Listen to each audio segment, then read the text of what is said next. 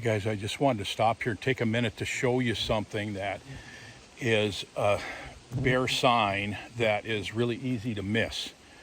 And if you look right here, see this little maple tree is just laying across the trail right here. And a lot of people don't know this, but bears will reach up as high as they can bite on a small tree and break it off. And a lot of times it breaks right where they bite, and other times it breaks lower or whatever. In this case, golly, the deer flies are unreal. But I want to take you up here and show you.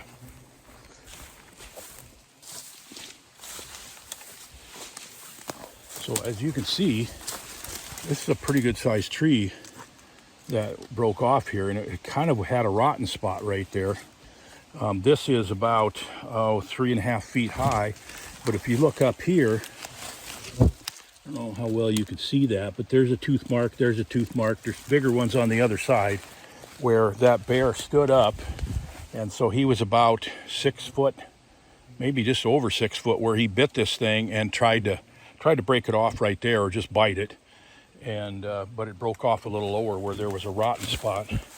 But I just thought I would show you that because it's some bear sign that a lot of people don't realize when they see something like that, that's actually a bear that did that. So I got to keep moving here so I don't get eaten alive.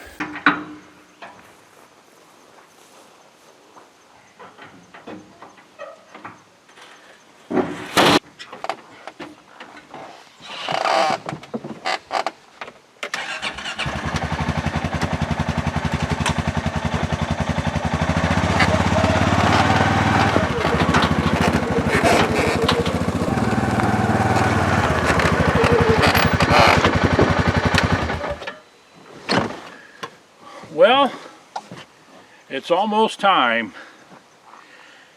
The last few days have been sweat and mosquito repellent and deer flies and mosquitoes and cutting logs and driving through the forest, and I love every minute of it. So this year I've got 21 baits. I've got 5 in zone 25, which I was planning not to guide in 25 anymore, at least for quite a while. I got so many good baits in 27, but I had a couple, actually 3 guys that were a group that called me, and they had a tag for zone 25. The 3 of them had put deposits on a hunt a while back, and then the outfitter went out of business, and so they had tags for zone 25, no place to hunt. And I got good baits, sites in 25, and we've killed bears off of them before, all the way back to 2013. And so I agreed to take them on, and I had the spots for them. Now I've got, all my spots are full this year. I got 6 hunters the first week, 6 hunters the second week, and then I've got my buddy Dave, who's got a tag, and I'm going to be helping him get a bear also the second week of the season. You might remember Dave. He's been battling cancer for quite a while, and if you saw the vlog that I did on a Wyoming hunt back in 2020, where Virgil and Dave and I went to Wyoming, and at that time Dave had just had cancer removed from I think some lymph nodes or something in his neck, and he had stitches in his neck. And he said, I can't go bear hunting unless somebody can take these stitches out for me. So I took the stitches out for him in bear camp, and first time I've ever done anything like that, but I just did that because I wanted him to go along. And so that was 4 years ago, and he's still battling cancer. And this is an opportunity for me to help him get a bear here in Minnesota, so I'm excited about that. The sites look really good this year. Had to cut some logs and stuff like that. Every year I got to go to every site and just check the trails and so forth, because there's trees that fall down during the winter and all that. And the mornings have been cool.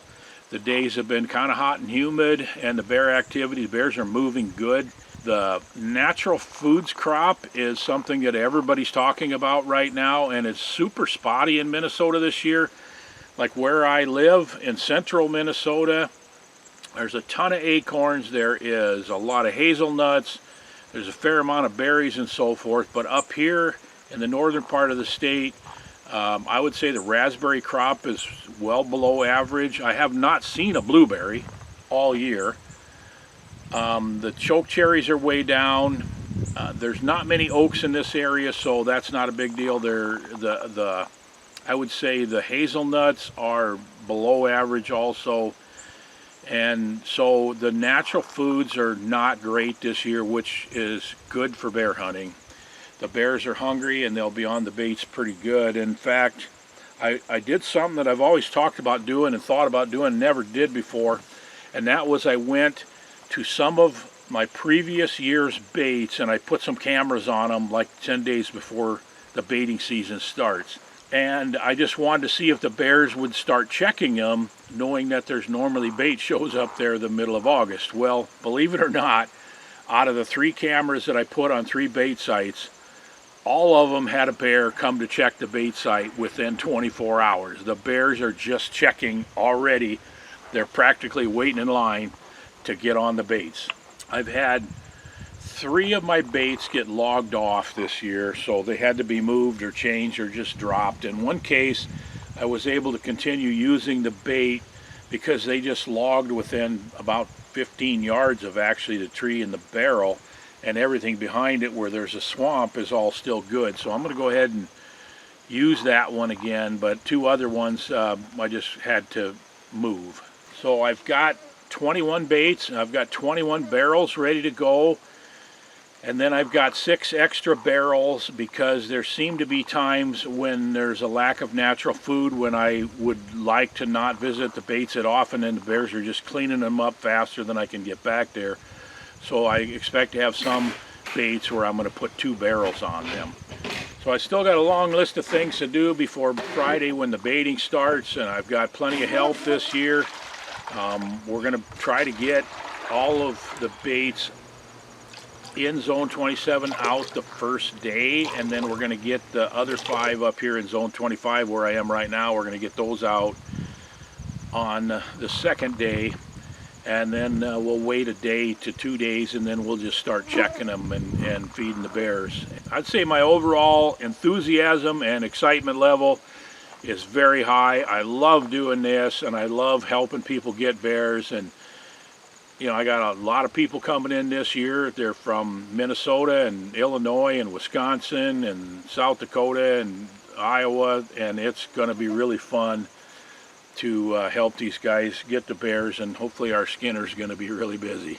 So we've had some fiascos and difficulties. It seems like, you know, I got a long list of things that need to be done, and then it turns out I keep adding things and things go wrong. And one of the things that really went wrong this year, unfortunately, you know, this Toyota Tacoma that I spent a lot of time and money getting all built up into what I feel like is the perfect bear hunting truck, well, my wife smashed it up.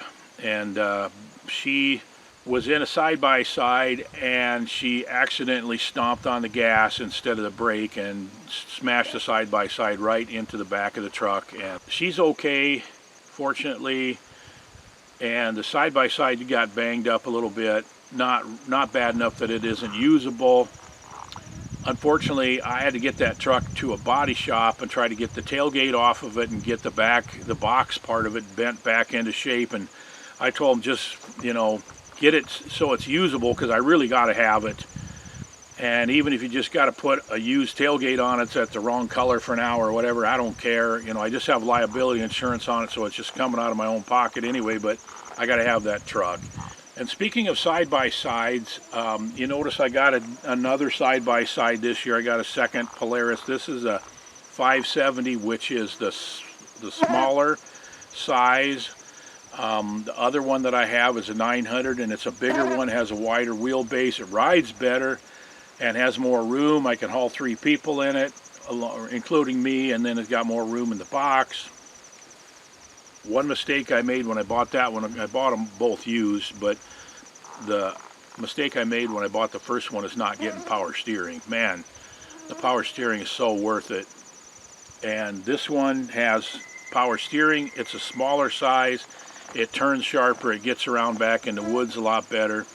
And so I've been running this one a lot this year.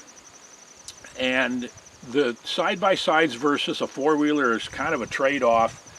And, you know, a lot of the people who hunt with me, who bear hunt, don't have much experience in the woods riding four-wheelers and so forth, and they really like riding the four-wheelers. The four-wheelers are more fun, let's face it. You know, getting on a four-wheeler and going down these trails is more fun than riding alongside of somebody in a side-by-side.